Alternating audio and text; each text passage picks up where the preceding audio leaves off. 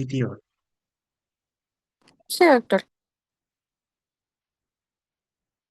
Muy bien, chicos. Es un gusto para mí poder dictarles esta clase. Es uno de los puntos de la semiología y psicopatología psiquiátrica más importantes. No el más importante, pero sí uno de los más importantes. Y constituye la base para poder entender todo lo que se va a venir desarrollando en lo que es la psicopatología de los problemas, alteraciones mentales. Ustedes ya han visto con la doctora Ángela lo que es la conciencia del yo. Hay que hacer aquí una distinción. Ustedes como lo primero que vamos a ver justamente, permítanme ver, esta es la agenda de hoy día, pero lo que ustedes ya han visto en estos años previos de su carrera de medicina es lo que es la conciencia en general, prácticamente vista desde un punto de vista cuantitativo. Y con la doctora Ángela, ustedes han visto lo que es la conciencia del yo. Y no pretendo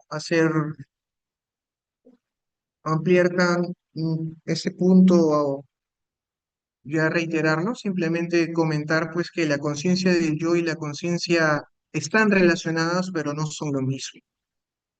Pero para que haya conciencia del yo es necesario de que la conciencia en sí esté presente. De aquí vamos a ir desmenuzando cada punto y vamos a llegar a básicamente entender por qué se relacionan y se vinculan. Ya les dijo la doctora que la conciencia de yo es la conciencia que tenemos de uno mismo.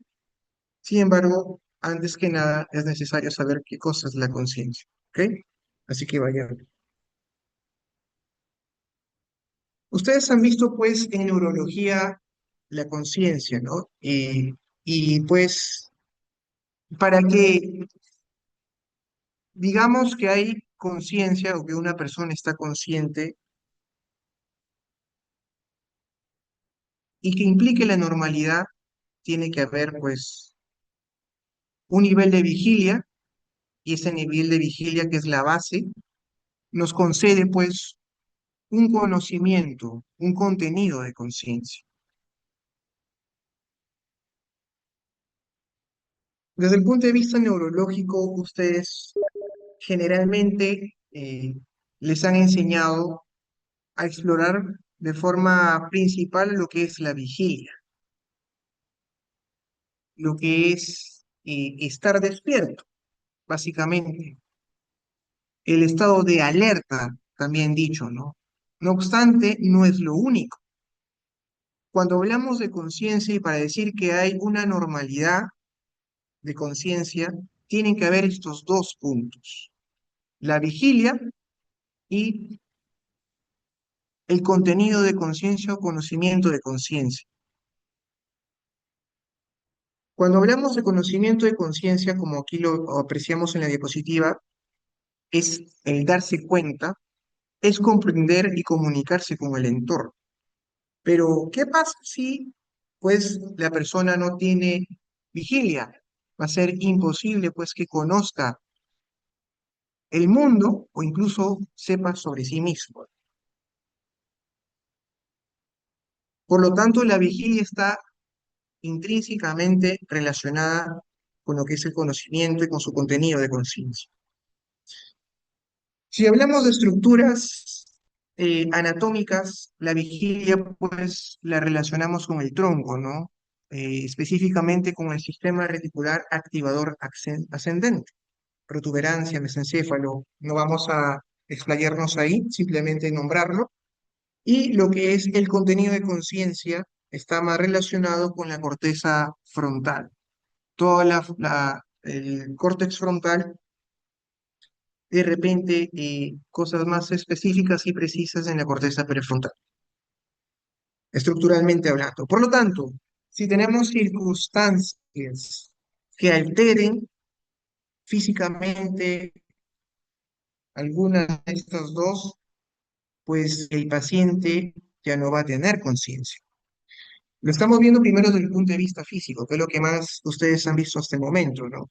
Habrán visto pues ustedes en neurología que cuando había pacientes que tenían un ACV isquémico, hemorrágico, también puede ser metabólico, alteración hidroelectrolítica, también una sepsis, ¿no? Por ejemplo, que compromete el encéfalo, no hay conciencia. Y normalmente pues ustedes han utilizado para ver el nivel de conciencia la escala de Glasgow. Pero a veces las circunstancias son más eh, particulares y se afecta principalmente el tronco. Entonces, el paciente pues no está despierto, no está vigil, no hay una alerta, pero el paciente está consciente, ¿no? Por ejemplo, lo que es el síndrome de claustramiento. Pero también hay circunstancias que todos conocemos como la demencia, en donde el tronco está indemne, no hay alteración, pero se afecta principalmente la corteza. Hay una degeneración progresiva, por ejemplo, la demencia vascular, microinfartos, que con el pasar del tiempo pueden ir agregándose unos a otros y ir afectando áreas corticales. Y eso pues van alterando el funcionamiento y los contenidos de conciencia, es decir, van alterando este componente de conocimiento de conciencia. Por supuesto, si es que nosotros no tomamos en cuenta ello, va a llegar un punto en que esto termina en el coma. Pero hay que tomar en cuenta que para llegar al coma tiene que haber un compromiso, de todos modos, del nivel de vigilia.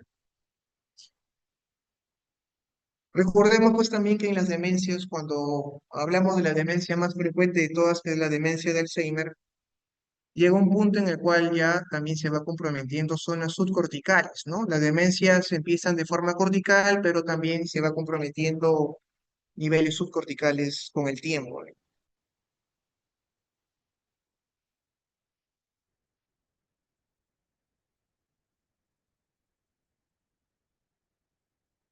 Entonces, cuando nosotros hablamos de conciencia, tenemos estos dos elementos, lo que es el conocimiento o contenido de conciencia y la vigilia.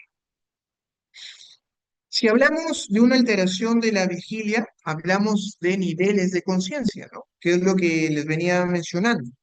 Eso ustedes ya lo han visto.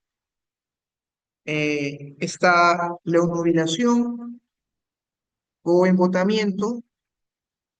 Otros libros entre obnubilación y estupor consideran la somnolencia, el mismo estupor, y bueno, finalmente el coma, ¿no? Y en cuanto a lo que es el contenido de la conciencia, que es algo que quizás no se explora mucho, en psiquiatría se explora un poco más este punto, tenemos pues en un grado de confusión y un grado de delirio.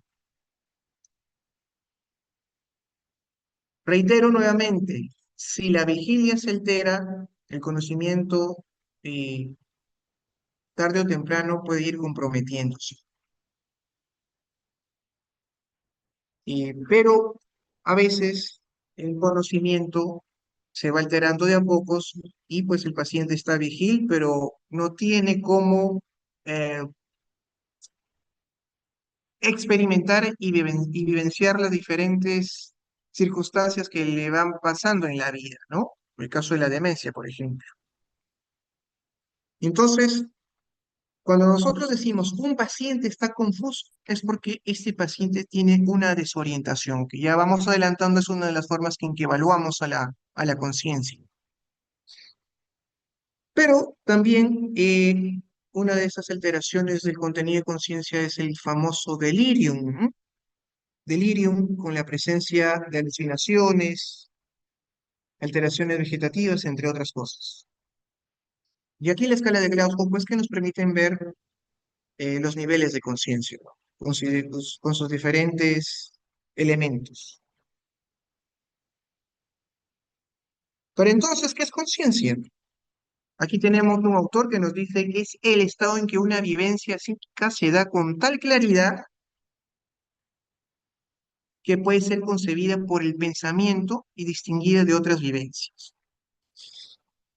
Pero para hacerlo mucho más claro, podríamos definir conciencia como el conocimiento subjetivo de la propia experiencia. Nada más. El conocimiento externo y el conocimiento interno. En pocas palabras, doctores, la conciencia nos permite conocer sobre nosotros mismos y sobre el mundo externo.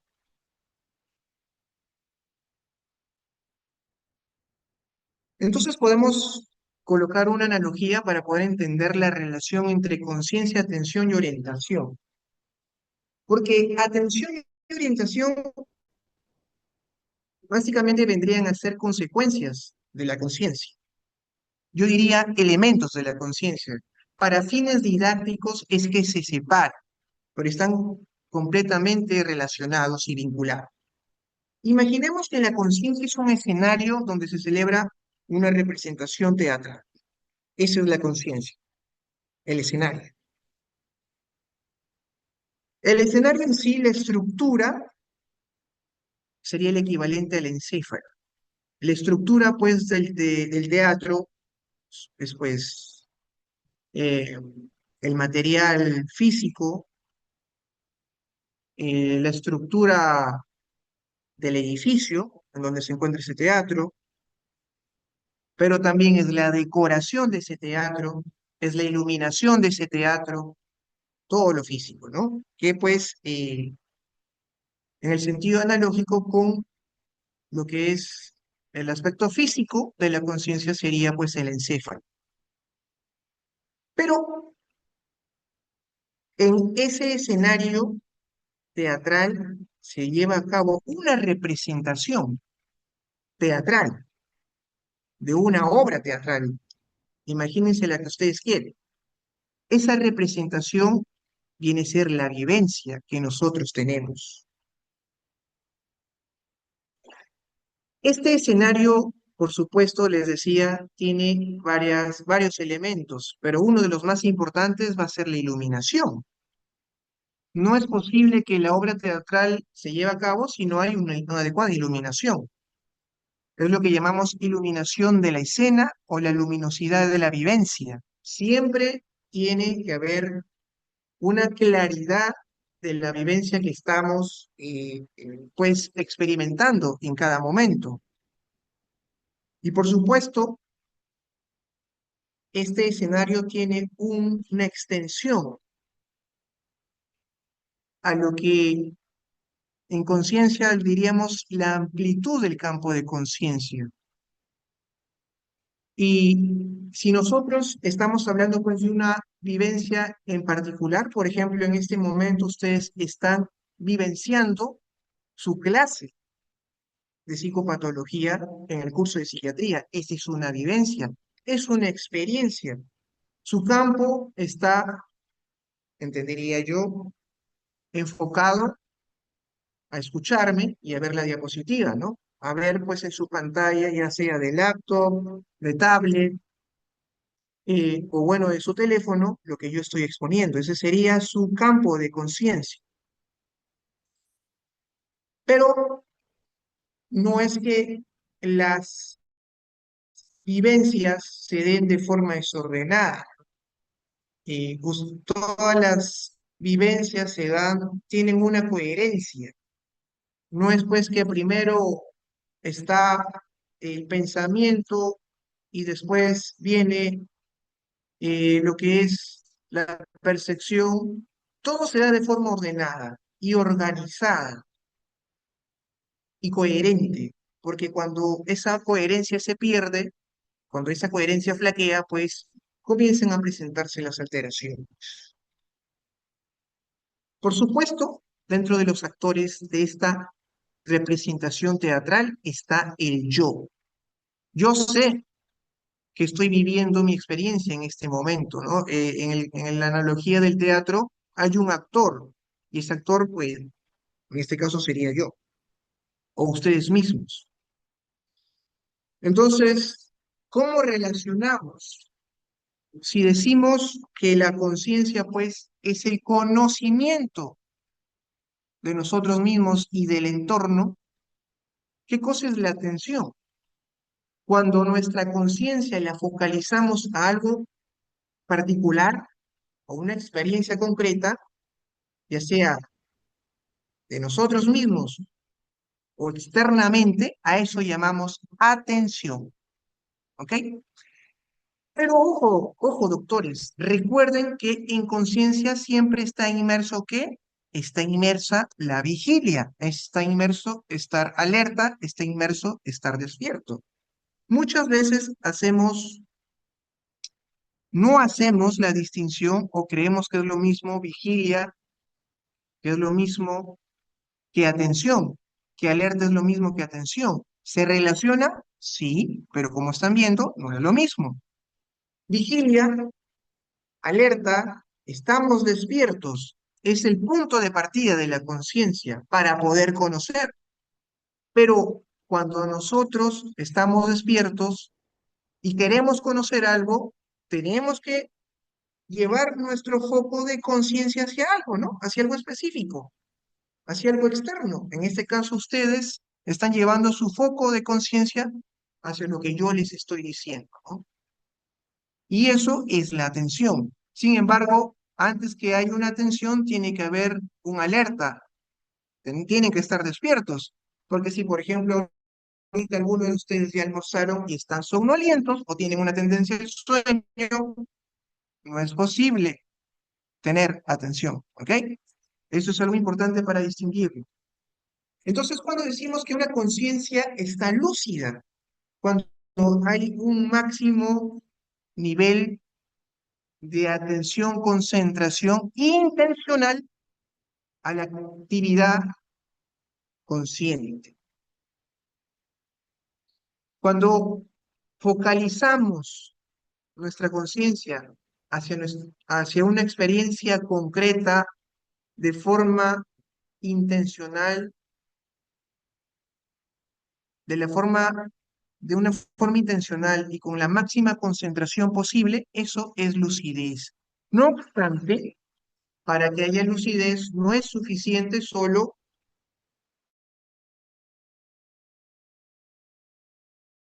focar también funciones mentales, pero obviamente que sin conciencia el resto de funciones mentales no funcionan, ¿no? Aquí hago un paréntesis porque a veces pueden encontrar en ciertas literaturas psiquiátricas y no psiquiátricas que pues eh, conciencia lo traducen como sinónimo de mente. Y bueno, de alguna forma podríamos decir que para fines prácticos lo es, pero la mente en realidad, si somos más exquisitos, va más allá de lo que es la conciencia. Necesita la conciencia, pero va más allá de ella. Solo para que lo tengan en consideración, cierro paréntesis. Y finalmente la orientación. Como ven ahí, una brújula. Hay un sistema de referencias. Nosotros, a través de la conciencia, vamos a conocer el mundo, pero el mundo está lleno de estímulos y esos estímulos son información. Si nosotros recibimos estímulos en cada momento, ¿qué pasaría si no filtramos esos estímulos? Y si no organizamos esos estímulos, habría problemas. Por lo tanto, la orientación es la forma en que nosotros vamos a organizar la información que estamos obteniendo en cada momento. Alguna la incorporaremos a nuestra conciencia, otra simplemente la filtraremos y no será necesaria. Pero la forma en cómo organizamos esa información que estamos experimentando en cada momento es lo que llamamos orientación. Por eso que decimos que la orientación va a estar en persona. Nosotros sabemos quiénes somos, tenemos un conocimiento que hemos obtenido en este momento, previamente, y orientamos en persona. Sabemos lo que somos y quiénes somos. En espacio, sabemos que estamos en este lugar, ustedes en su casa, en la universidad, en donde sea, porque hay una serie de cosas que nos dice que estamos aquí. Y en tiempo, sabemos que estamos en el mes de marzo, en el año 2026, contrastando información del pasado y de repente de lo que podríamos hacer mañana. La orientación, entonces, en pocas palabras, es lo que nos permite ordenar la información que obtenemos. ¿Ok? Esa es la relación y el vínculo que hay entre conciencia y otras funciones mentales, que como pueden ustedes observar, están íntimamente relacionadas y son consecuencia de la conciencia. Entonces, cuando hablamos de alteraciones de la conciencia,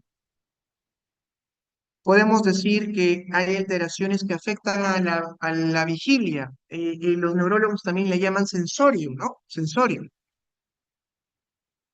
Si el sensorio está afectado, ya no consideramos al paciente psiquiátrico, sino como un paciente que tiene que ser visto por neurólogo o por la medicina interna. Por eso que lo primerito que nosotros vamos a explorar en un paciente psiquiátrico es la conciencia y su nivel de vigilia. Si el paciente está somnoliento, hay que precisar, porque un paciente puede estar somnoliento y eso puede ser una alteración del nivel de conciencia, es decir, de la vigilia. Pero puede estar somnoliento porque de repente no durmió el día anterior, en el caso pues de muchos trastornos mentales que producen insomnio. Pero puede tener una somnolencia realmente orgánica, física, ¿no? Porque hay una alteración del sistema reticular activador ascendente, ¿no? Por supuesto, el sueño fisiológico es un campo un poco más preciso, y ya lo van a ver, me parece que lo va a dictar el doctor Ramos. Es algo muy, muy, muy bonito también. Es otro tema, y no lo voy a tocar, pero sí lo menciono. ¿Ok? Entonces, cuando hablamos de alteración de la conciencia, tenemos tres formas básicas: estrechamiento de Bien, conciencia, no, pero caché, entorpecimiento perrito. y anulamiento de la Antiguo conciencia. era todo. Sí, el mío es 95, weón, qué mierda. El doctor Guille Espérate, Mujica quiero- espérate. quiere comentar algo.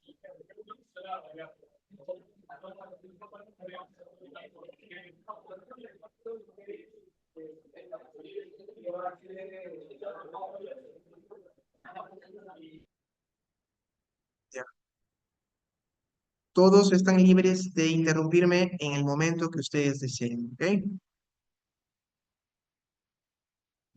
Bueno, les decía que las alteraciones de conciencia son estas y están relacionadas básicamente con lo que es el sensorio, la vigilia y el contenido de conciencia, el conocimiento de conciencia. En lo que es estrechamiento de conciencia, recordemos que en estrechamiento de conciencia habíamos visto que dentro de las características de la conciencia está la amplitud de conciencia. Y cuando hacíamos la analogía con el teatro tenía una amplitud, un tamaño. Cuando hablamos de estrechamiento de la conciencia, ese campo de conciencia se reduce. Hay un predominio de una parte en detrimento de las otras. Por eso aquí nos dice, consiste en la reducción cuantitativa y cualitativa, de modo que el foco no solo abarca un contenido apreciablemente menor, sino que es seleccionado sistemáticamente, ¿no? Y estas circunstancias las podemos ver en estados hipnóticos, en la histeria, estados disociativos y en estados de estrés severo, ¿no? Por ejemplo, cuando ustedes, esperemos no suceda esto, estamos frente a una catástrofe, ¿no? Imaginemos, estamos ante un terremoto, estamos, o nos dan una muy mala noticia, algo más común, un poco más común, y esa noticia es muy fuerte, ¿no? Por ejemplo, el fallecimiento de un familiar, el fallecimiento de una mascota, es una noticia que te impacta y esa noticia nos bloquea, como se dice coloquialmente, y puede estrechar nuestra conciencia, de tal forma que el campo de conciencia ya no experimenta la vivencia completamente, porque quizás en ese momento, al recibir el impacto de la noticia, nuestra conciencia se estrecha a un recuerdo, a una memoria, si es que falleció un familiar, a ese familiar o a la mascota, a nuestra mascota, ¿no? Y en otros casos, por el contrario, siento el impacto, no le doy importancia y sigo con mi camino, ¿no? Eso va a depender, por supuesto, de la personalidad. Por eso sí, a eso se refiere el estrechamiento de la conciencia. Y el entorpecimiento de conciencia tiene que ver con los niveles, que eso es algo que ustedes ya lo conocen, ¿no? Si hacemos la analogía con el teatro, eh, el entorpecimiento de la conciencia es básicamente cuantitativo, es una alteración de la estructura del escenario teatral, ¿no? Por eso aquí pongo un escenario que ha sido destruido, que está pues alterado estructuralmente. Y los niveles de conciencia no hay mucho que decir, ¿no? Los que ustedes ya conocen, les decía pues que normalmente se hable de obnubilación, sopor y coma. Ahí está, no, lo pueden leer. Básicamente es como respondemos, ¿no? El primario es la obnubilación. Hay un enlentecimiento, se tiene que, se tiene que tener una mayor intensidad en los estímulos para obtener una respuesta. Y conforme va avanzando, pues las respuestas ya no son ni espontáneas, al punto de que estímulos inclusive muy intensos no producen respuesta, ¿no? El nivel de conciencia, les decía, pues se evalúa a través de la escala de Glasgow. Entonces, entorpecimiento de conciencia, algo cuantitativo, estrechamiento de conciencia, algo cualitativo, y el anublamiento de la conciencia es una mixtura, donde hay cierto compromiso cuantitativo, pero principalmente compromiso cualitativo, en donde la conciencia, principalmente el contenido de la conciencia, se ve alterado. Y la analogía es esta, ¿no? En una estructura deteriorada, luces que prenden y apagan, telón roto, decoración pobre, hay una niebla, nube, que invade el escenario de forma persistente y compromete la representación. Y no solamente es que el escenario está deteriorado por diversos motivos, es decir, el encéfalo puede tener cierto compromiso cuantitativo leve, no tan grande, pero eso trae como consecuencia que cualitativamente hablando, el contenido de la conciencia se ve alterado. Por lo tanto, ahí vamos a ver algunas formas de anulamiento de la conciencia. Por ejemplo, el estado oniroide, que se produce en condiciones como la fiebre, la más conocida de todas. Todos en algún momento cuando éramos niños, principalmente niños, púberes, hemos tenido una fiebre alta, ¿no? Y en la fiebre alta de repente hemos alucinado, ¿no? En algún momento a alguien le puede haber pasado, ¿no? Pero también en condiciones patológicas como la esquizofrenia se puede dar. Eh, ¿Qué es el estado oniroide? Soñar despierto. Eh, la persona observa que la persona no está ni dormida, no está ni despierta. En condiciones fisiológicas también lo podemos observar de forma muy transitoria cuando pasamos de la vigilia al sueño o del sueño a la vigilia, ¿no? Por ejemplo, cuando estamos durmiendo y en la madrugada nos despertamos para ir pues al baño, ¿no? Eso es un estado aniroide, obviamente transitorio, no estamos ni despiertos ni dormidos, pero eso de forma persistente, por ejemplo, en estados febriles o en estados patológicos como esquizofrenia y otros trastornos mentales. Cuando hablamos de embriaguez, tal como su nombre lo dice, esto viene pues principalmente del alcoholismo, pacientes que están alcoholizados, tienen un estado de entorpecimiento, pero con una gran productividad, ¿no? ¿Qué pasa con el paciente que está alcoholizado, que tiene una intoxicación alcohólica? Habla, ¿no? Está locuaz, pero también tiene una desinhibición, se quiere pelear con todo el mundo, etcétera. Tal como ustedes conocen a un intoxicado por alcohol o que ha bebido bastante, ese es el estado de embriaguez, que se puede presentar principalmente cuando hay intoxicación por sustancias. Sin embargo, también en algunas condiciones, como trastornos mentales, puede presentarse. Hay un estado de desinhibición. Aquí la palabra clave es la desinhibición. ¿Desinhibición de qué? No hay control sobre lo que estamos haciendo o queriendo decir, ¿no? Y podemos insultar. Imagínense a un borrachito, tal cual. La tercera forma del anulamiento sería el estado crepuscular, de crepúsculo. Aquí hay cierta afectación cuantitativa de la conciencia, pero el contenido está relacionado con qué? Con un comportamiento automatizado, complejo, pero a la vez organizado, y en donde se acompaña cierto nivel de amnesia. El más conocido es la epilepsia. En el estado crepuscular, básicamente lo que vemos que hay una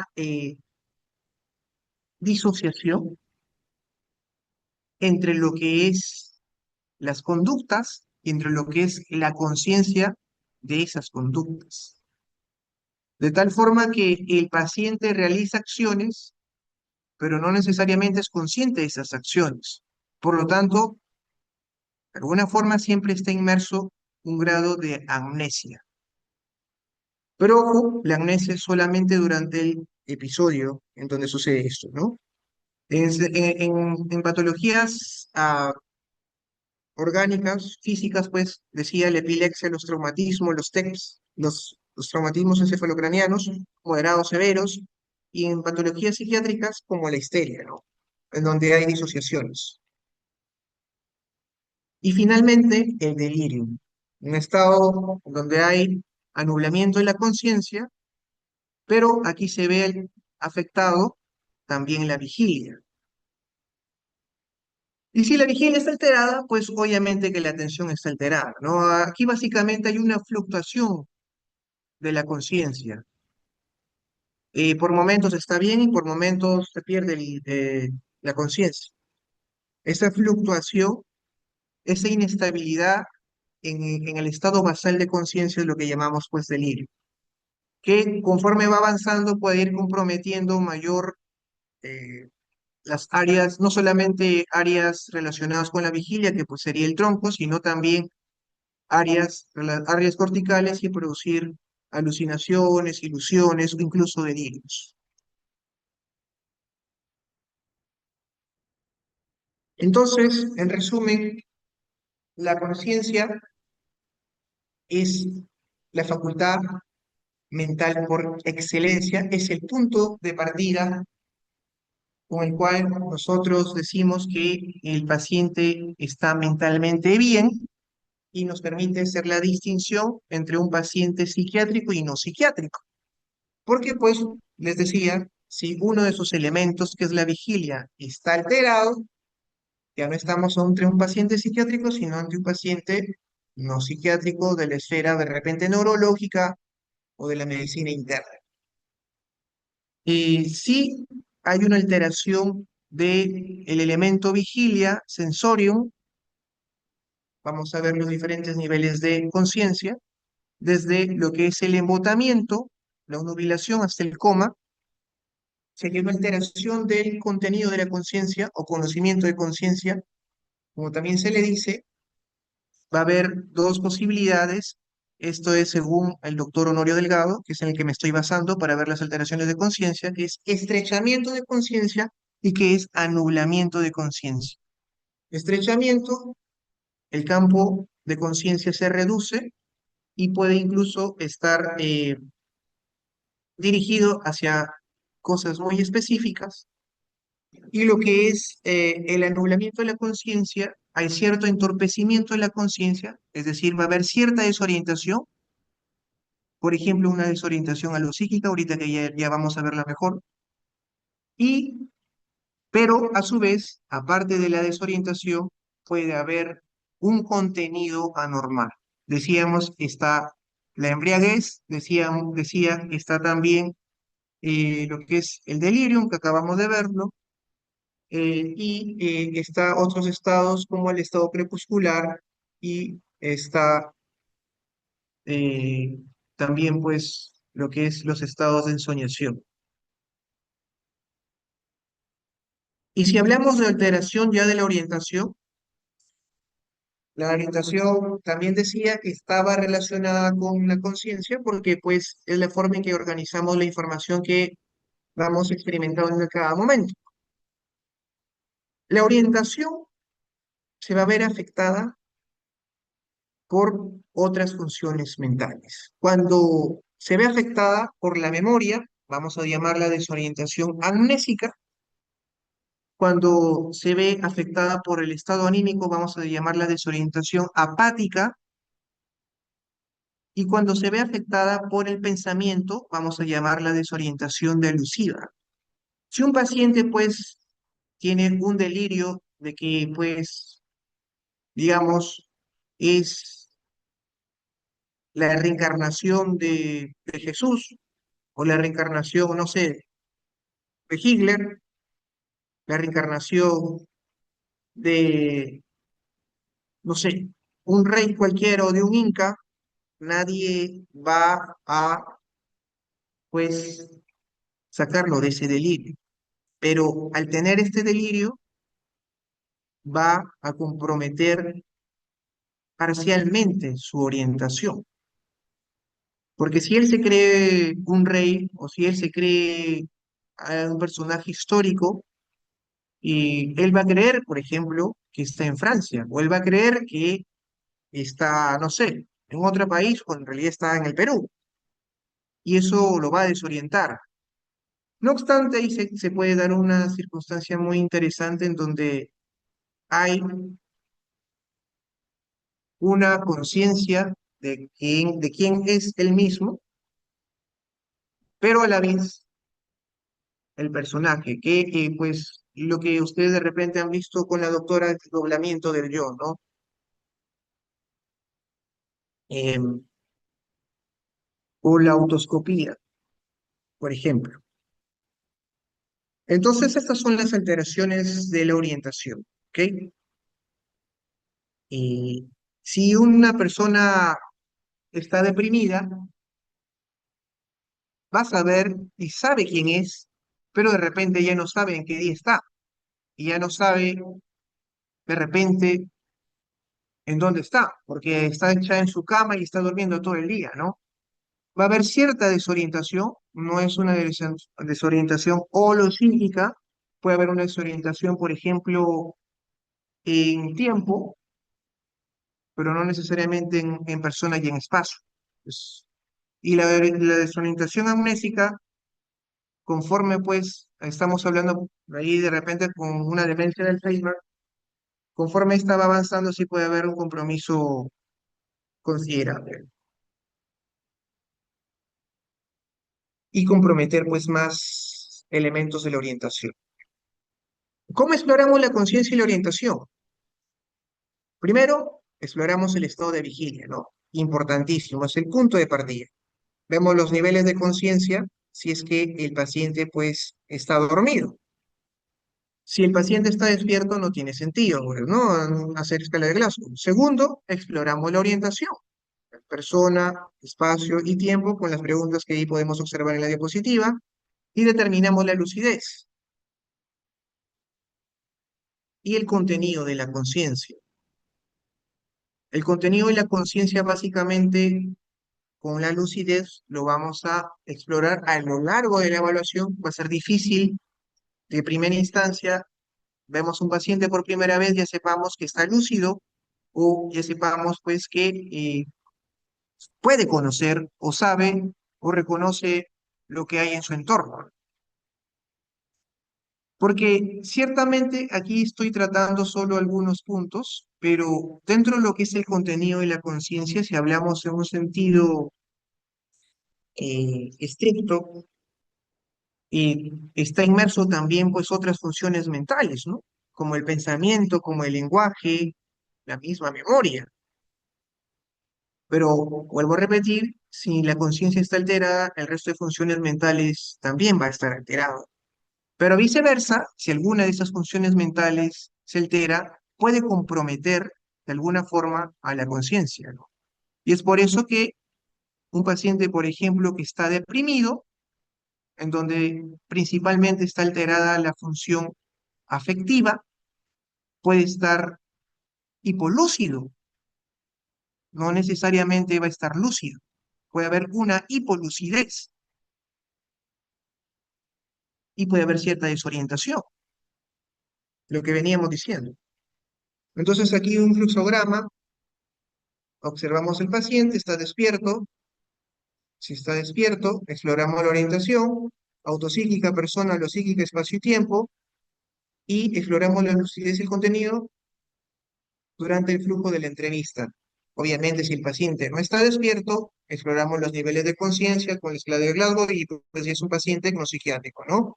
Que probablemente tiene un problema estructural físico, metabólico, hidroelectrolítico, etcétera, que pues lo vamos a orientar dependiendo del tipo de paciente que sea, el estrato socioeconómico incluso o etario que tenga, ¿no? No es lo mismo un paciente que tiene alteración de la conciencia viejito que un adulto joven, ¿no? El viejito, el geronte va a ser mucho más vulnerable. Y pues bueno, aquí básicamente lo que les venía diciendo, ¿no? El nivel de conciencia sería el entorpecimiento de la conciencia y cuando hay una alteración del contenido de la conciencia, hablamos de anublamiento de la conciencia. Si hablamos específicamente de una parte, que es el campo de conciencia, estrechamiento de conciencia, ¿no? Pero eso vendría a ser las alteraciones de conciencia que les venía diciendo. Y ahora para pasar a la percepción, que es mucho más fácil, si nosotros con la conciencia ya tenemos la base para conocer el mundo que nos rodea, ahora necesitamos algo que nos permita interaccionar con ese mundo. Y eso es a lo que llamamos percepción. La conciencia nos permite conocer, pero nosotros activamente vamos a conocer a través de lo que percibimos. Porque la percepción es eso, es un estado dinámico de interaccionar con el mundo a través de nuestros diferentes canales sensoriales. El tacto, la vista, el oído, etcétera, ¿no? Los cinco sentidos. Pero la percepción tiene elementos. El primero de todos es el estímulo, ¿no? Ustedes ahorita están escuchándome, están observando la diapositiva. Ese es un estímulo. ¿Qué es un estímulo? Una acción física que afecta la superficie externa o interna de nuestro organismo. Y la respuesta a este estímulo o reacción biológica a este estímulo es la excitación. Por lo tanto, cuando decimos que ¿qué cosa es una sensación? Es la conciencia de que está ocurriendo esta dinámica entre estímulo y entre respuesta del cuerpo. Es la conciencia del fenómeno físico que está ocurriendo en los diferentes canales sensoriales, o de una forma más precisa, la recepción de la información del estímulo correspondiente en canal sensorial determinado. ¿Ok? Esos son los elementos necesarios para que haya percepción.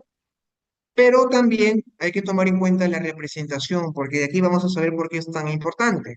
La representación hace referencia a algo que anteriormente hemos percibido, ¿no? Por ejemplo, ustedes han percibido, no sé, una vivencia ahora por la mañana en sus prácticas, en sus determinadas sedes, un paciente esquizofrénico. y yo les digo, oye, doctor, doctora, ¿qué trastorno mental viste hoy día? Alguno me dirá, doctor, vimos un paciente con esquizofrenia, doctor, vimos un paciente con depresión, etc. Cuando traemos eso a nuestra conciencia, eso es lo que llamamos representación. Ahora, doctor, me van a decir, ¿eso no sería una memoria? Pues sí, es una memoria. Una memoria es un tipo de representación, pero no es solamente es algo anteriormente percibido, porque también puede ser algo inventado. Cuando nosotros tenemos ahí algún inconveniente, problema con nuestra pareja, con nuestros amigos, o a veces simplemente no queremos tener inconvenientes, inventamos algo.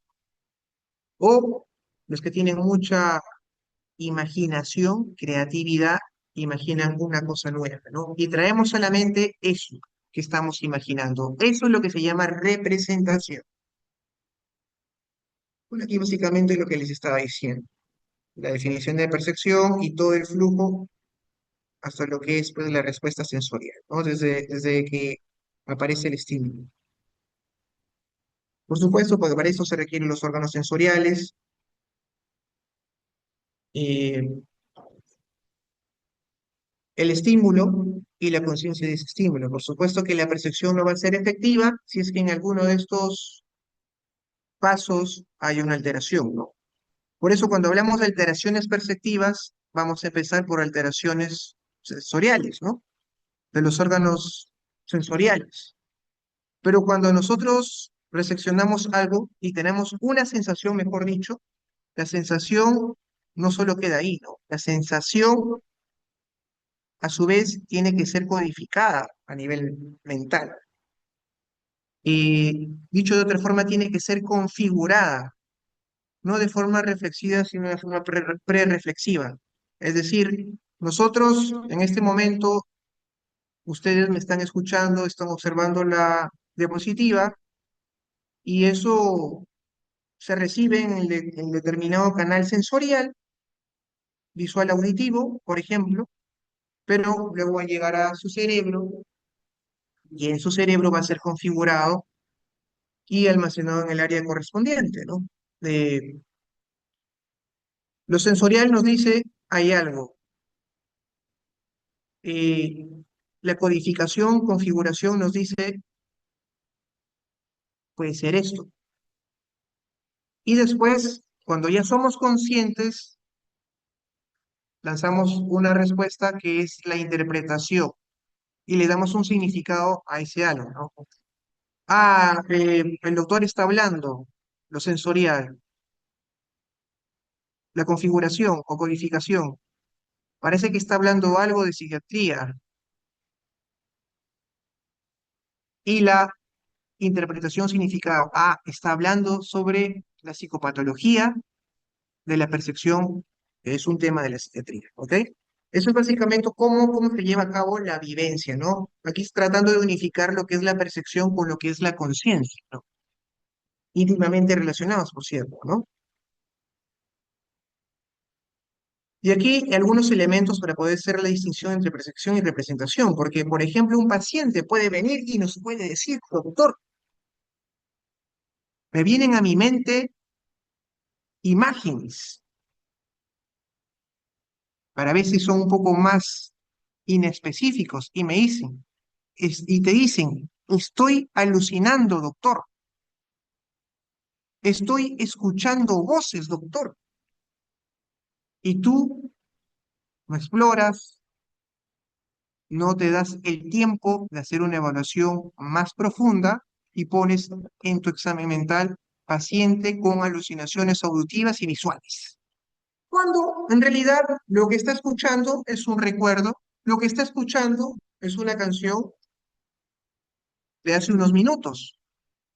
Entonces, esa melodía que está escuchando, ¿realmente será una alucinación o será una representación? ¿Es el recuerdo de lo que acaba de escuchar?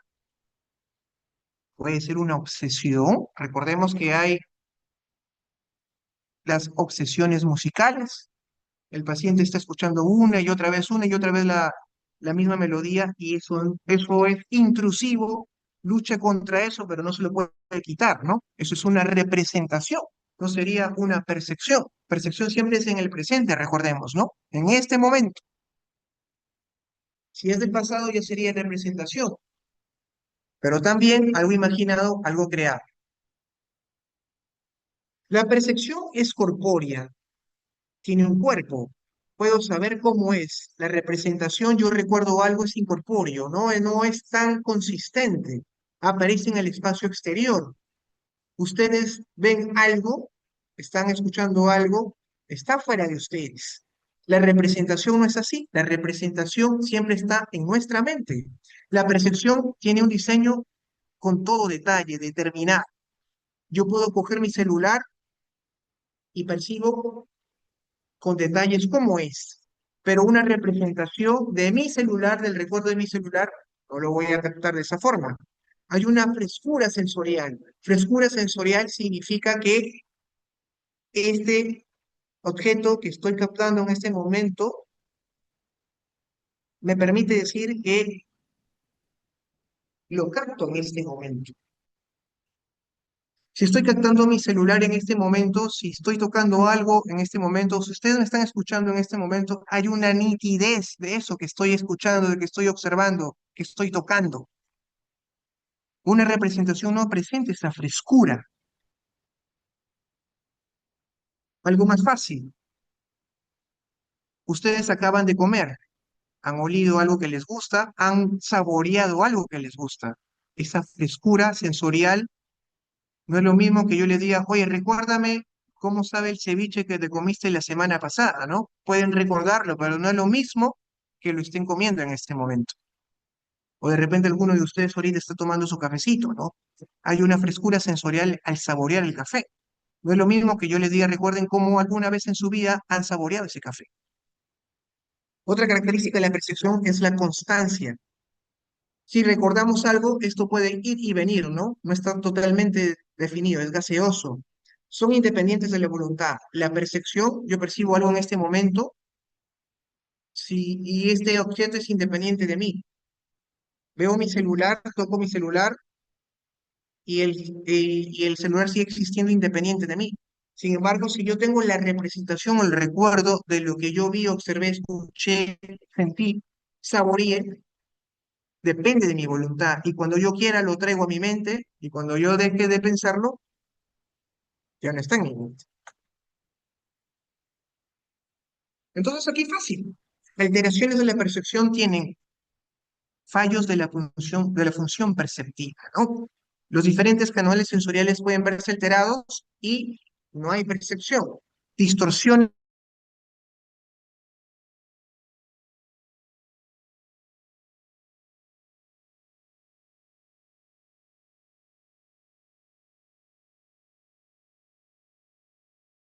perceptivas.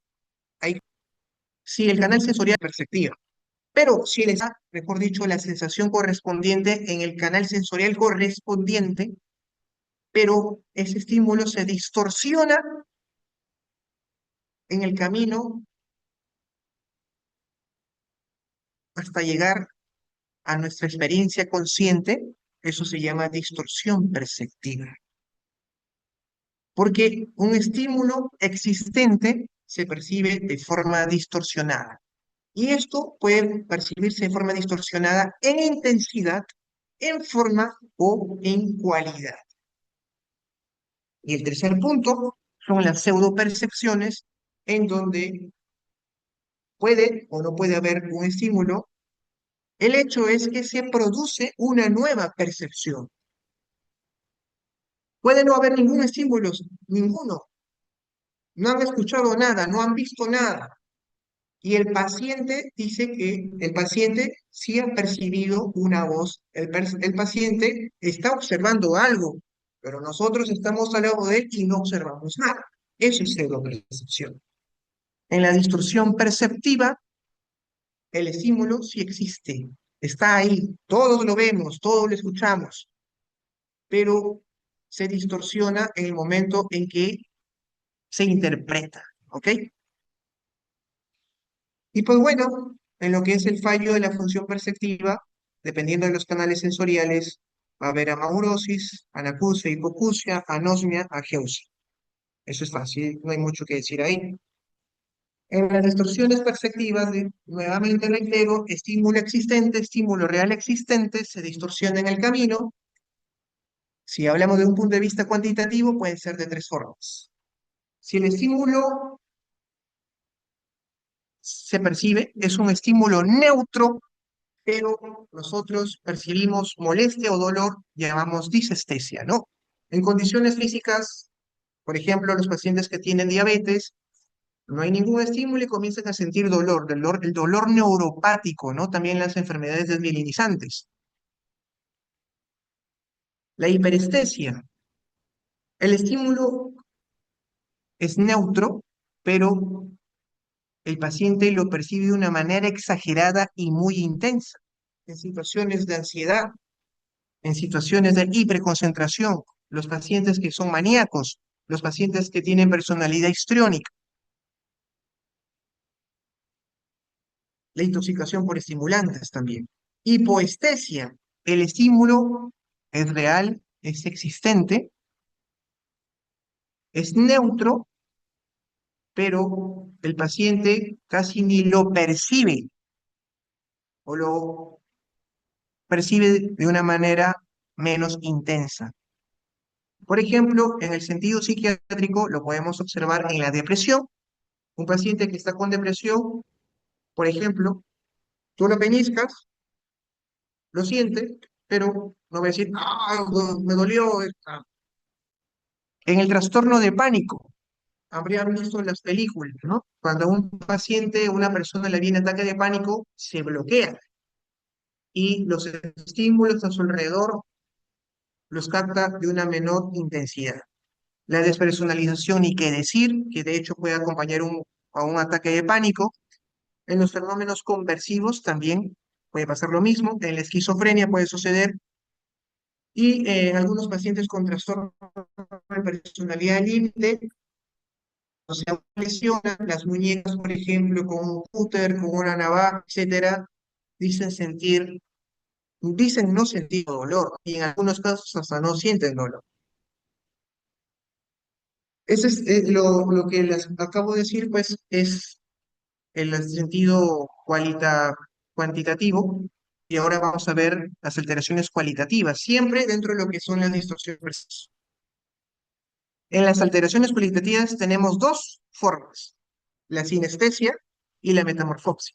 La sinestesia, hay un estímulo, el estímulo es real, el estímulo es existente, pero se percibe en un órgano sensorial distinto. Acústico visual.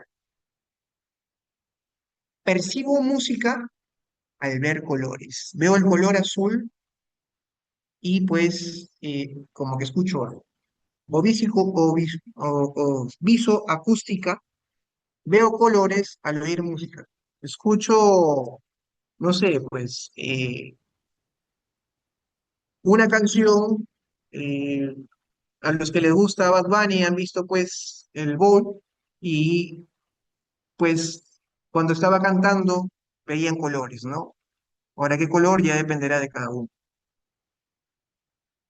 Las metamorfosis sigue siendo una alteración cualitativa, pero es en la forma y el tamaño. Si hablamos del tamaño de megalopsias, si hablamos de la forma dismorfopsis. Entonces, en el caso de de las dismegalopsias, están macropsias, un tamaño mayor de lo real, micropsias, un tamaño menor de lo real. En las formas de las dismorfopsias está principalmente la eutometamorfopsia, una distorsión, una percepción anómala del propio cuerpo o de diferentes partes de él, ¿no? Esa es una de las formas específicas en cuanto a nosotros mismos, pero como ven en el gráfico acá a la derecha, eso sería también una dismorfopsia en cuanto a objetos externos, ¿no? Nuestro propio cuerpo es autometamorfopsia. Y por último, las pseudopercepciones. Hemos visto, en primer lugar, las fallas perceptivas de los diferentes canales sensoriales, las distorsiones perceptivas, estímulo real existente, En el camino, la señal se altera y aquí las pseudopercepciones puede o como no puede haber un estímulo real, el hecho es que se produce una nueva percepción. Primero tenemos a las ilusiones y las ilusiones pueden ser de tres tipos. De la inatención. Estamos pasando por ahí y de repente un objeto por ahí nos impresiona pues un animal. Por bajo nivel atencional, nuestra conciencia rellena la parte no percibida y vemos pues un animal. Y no, era un objeto cualquiera. Cuando tenemos una circunstancia afectiva, mucho temor, mucho miedo, y es justamente lo que observamos ahí en la foto. Llegamos a nuestra casa, estamos oscuras, comenzamos a tener miedo, temor, y pues vemos un fantasma, un espectro, cuando en realidad pues es la gorra, son las casacas, es el tendedero, ¿no? Bueno, no es el tendedero, no me acuerdo cómo se llama eso. Y por último, las fantásticas o paraidolias, que quizás pues ustedes alguna vez la han visto, ¿no? El típico que estamos sentados, vemos las nubes y nos imaginamos pues la nube de una forma específica, ¿no? Vemos un animal cuando en realidad sigue siendo una nube, o aquí, ¿no? Que les pongo esta pared que está resquebrajada, pero si no pensamos mucho, podemos ver una cara, ¿no? Y pues no, no es una cara, es una pared. Aquí tiene mucho que ver la fantasía, la imaginación que tenemos con el estímulo real. Entonces, en cualquiera de estas tres posibilidades de la ilusión, el estímulo es existente, es existente. Lo normal sería que nosotros viéramos una gorra con dos casacas y me parece una corbata ahí, y pues eso es lo que tendríamos que haber percibido. Pero es justamente pseudo percepción porque este estímulo tiene un producto diferente, que es un fantasma, un espectro. Y en la pareidolia lo mismo. El estímulo es la pared que está resquebrajada, que está deteriorada. Tendríamos que ver eso, una pared deteriorada, pero se produce un nuevo producto, una nueva percepción, que es una pareidolia, la cara de, no sé, pues un hombre, un animal.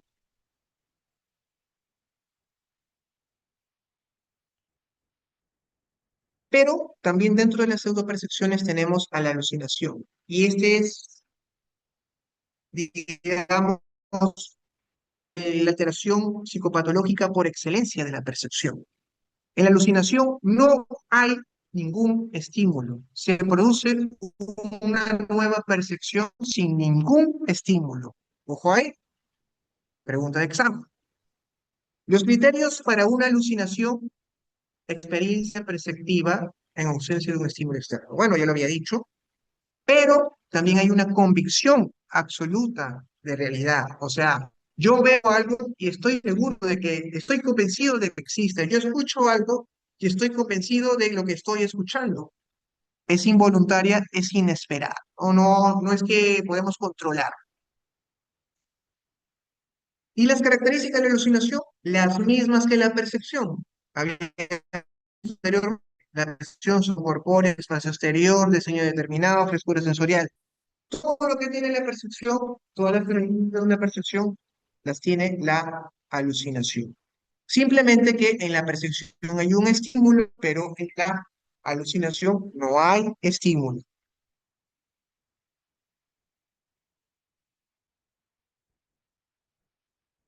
Y ahí está la nota. La alucinación tiene todas las características de la percepción, pero sin otro objeto, o sea, objeto externo, ¿no? En una percepción, estamos viendo nuestro celular, es nuestro objeto, es el estímulo existente. En la alucinación, vemos un celular que aparece en el aire, no existe, pero si nosotros sí lo vemos, pero los que están a su alrededor no lo ven. Esto de una película que me imagino algunos pueden haber visto, Mente Brillante, de un Dash, el actor también pueden haberlo conocido. En condiciones normales, esta persona ve el árbol y tiene una imagen de ese árbol, y bueno, está observando. Pero en condiciones lógicas, este personaje está viendo algo y tiene la imagen de ese algo, pero su esposa no ve nada. De hecho, este personaje, otro sujeto, y le dice a su esposa, estoy observando a este sujeto. Y le dice, no, no hay nada, no veo a nadie. Sin embargo, para el paciente que está funcionando, sí hay algo. Entonces hay un objeto, hay un estímulo inexistente. Sin embargo, él tiene una alucinación, que es una pseudopercepción, sí está percibiendo algo, pero nunca existió ese objeto, ese estímulo. ¿Ok? Arriba lo normal, arriba lo anormal, ese es el fenómeno alucinatorio.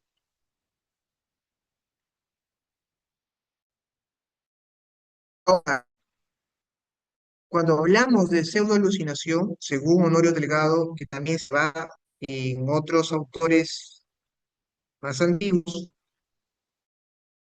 tenemos que la pseudoalucinación tiene las siguientes características, ¿no?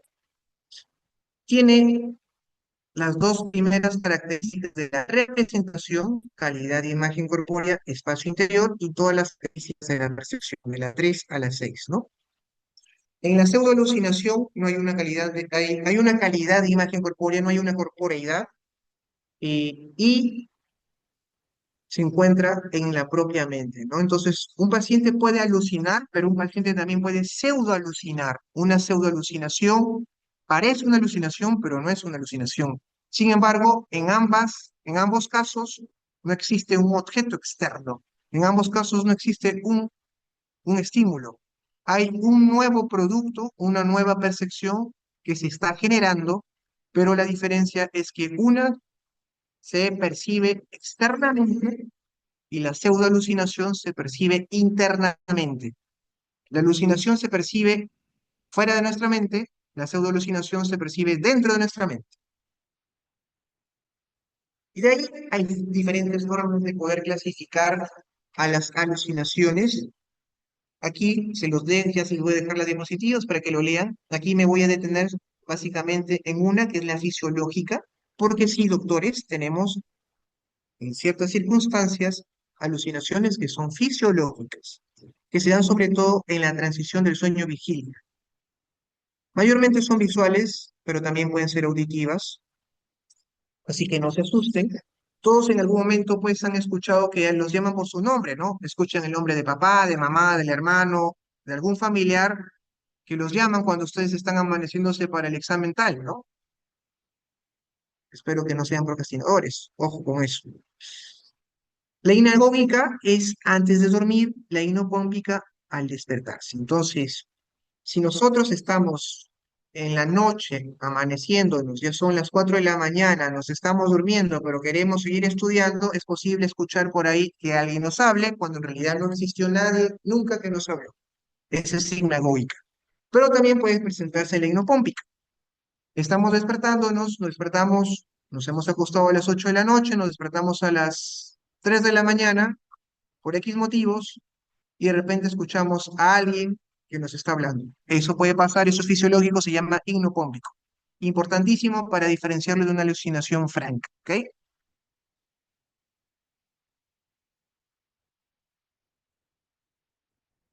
Y bueno, esto es las alucinaciones por los diferentes tipos de canales sensoriales, sinestésicas, sinestésicas, olfativas, gustativas, y terminamos con esto, que hay otros tipos de, de alucinaciones o fenómenos alucinatorios, como las alucinaciones negativas, ¿no? Que se dan en circunstancias, por ejemplo, de estrés, deja de percibir un estímulo real, no ve, no oye, para él no existe, ¿no? A veces entre residentes hacemos ese tipo de bromas, alguien está molesto con otro residente, chistes de psiquiatras. Y Para mí, no existe, hay una alucinación negativa, inexistente para mí. Alucinación funcional, eso también es algo frecuente en pacientes, por ejemplo, con esquizofrenia. Cada vez que ladra el perro, oye una voz. Y en esa voz, por ejemplo, escucha, tú eres un loco. Y el paciente piensa que el perro le está hablando. Y en realidad el perro simplemente está ladrando, pero ese ladrido detona la presencia de una alucinación. También hay pacientes, por ejemplo, que escuchan el sonido de las gotas de lluvia al caer en la tierra y comienzan a escuchar voces. Entonces, un estímulo sensorial real produce y genera la aparición de una alucinación, de una pseudopercepción. Están vinculados, pero son consecutivos. Es consecutivo, mejor dicho, la aparición de la pseudopercepción. Alucinaciones extracámpicas, percepciones experimentadas fuera del campo perceptivo, ¿no? Por ejemplo, yo tengo una paciente, para los que son de mi grupo y los que son de la sede, que dice que tiene una niña detrás en su espalda, que está pegada todo el tiempo en su espalda. Esa niña se llama Sofía, imaginemos, ¿no? Y esa niña está ahí. Yo le digo, pero ¿cómo la ves? ¿Cómo puedes verla? No, yo sé que está ahí, pero ¿te has visto el espejo? Sí, me veo el espejo, pero está ahí, ¿no? Ella la ve, ella la siente más que verla, que está ahí, no está, no puede percibirla, ni podríamos decir que la toca, pero para ella tiene la convicción de que existe una niña en su cuerpo, atrás en su espalda. Y alucinosis, recordemos que les decía anteriormente que para que sea alucinación,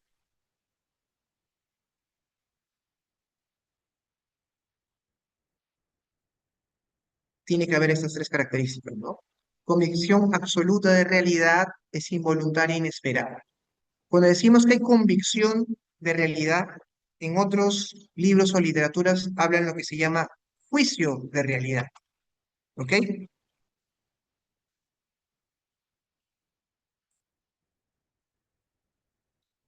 Y cuando el juicio de realidad, la convicción de realidad está en duda o no se ha perdido ese juicio de realidad, es lo que llamamos alucinosis. El paciente genuinamente está observando algo inexistente o escucha algo inexistente, pero sabe que eso no existe. Sin embargo, o lo escucha o lo ve.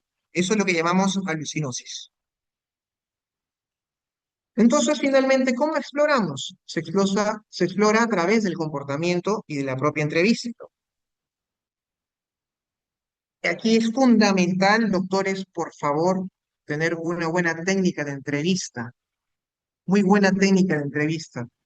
Hay que escuchar, hay que tener pausas, hay que marcar las pausas para que el paciente se explaye, tomar nuestro tiempo y observar, observar y observar las situaciones, los gestos, los ademanes, cuando están solos, ¿no? Si hay alucinaciones en un paciente esquizofrénico, va a hablar solo, puede estar peleándose con el aire, mirar un punto fijo y al mirar un punto fijo en realidad pues está observando algo o se está riendo porque de repente ve algo que le está haciendo o le está diciendo algo chistoso o de repente está enojado porque esa voz le está insultando. Indicios de alteraciones perceptivas. Entonces, aquí tenemos que precisar si hay alteración de la conciencia, porque, ojo, si la conciencia está alterada, ya pues esa alucinación podría ser una alucinación, pero dentro de lo que es pues el campo físico orgánico, ¿no? Hay que determinar el aspecto, forma y el tema de las pseudopercepciones.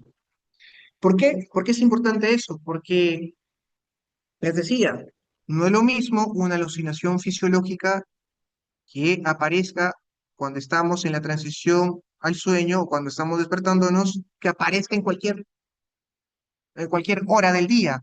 Estamos ahorita en la clase y ustedes comienzan de repente a ver, pues, no sé, que se le aparece Donald Trump, ¿no?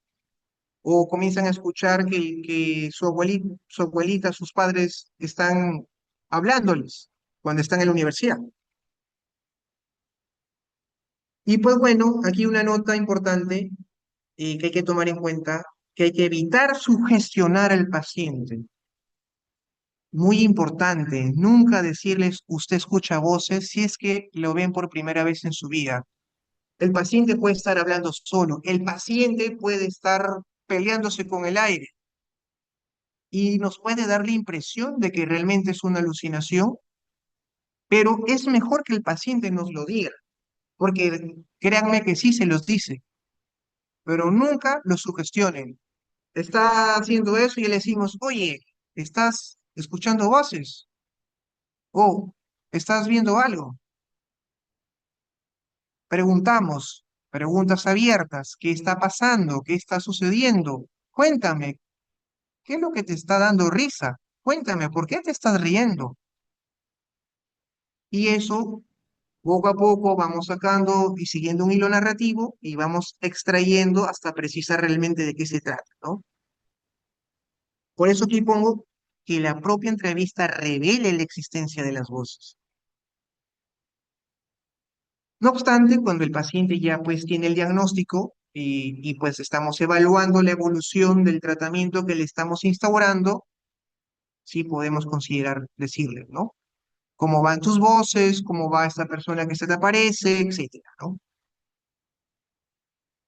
Y conclusión, esto, ¿no? La normalidad de la conciencia implica un adecuado estado de vigilia, indispensable. Las alteraciones de la conciencia son estrechamiento, entorpecimiento, anublamiento. La exploración de la conciencia requiere evaluar el estado de vigilia y orientación. Y bueno, esto es lo que yo quería mostrarles el día de hoy. Si tiene alguna duda o pregunta, por favor me comentan.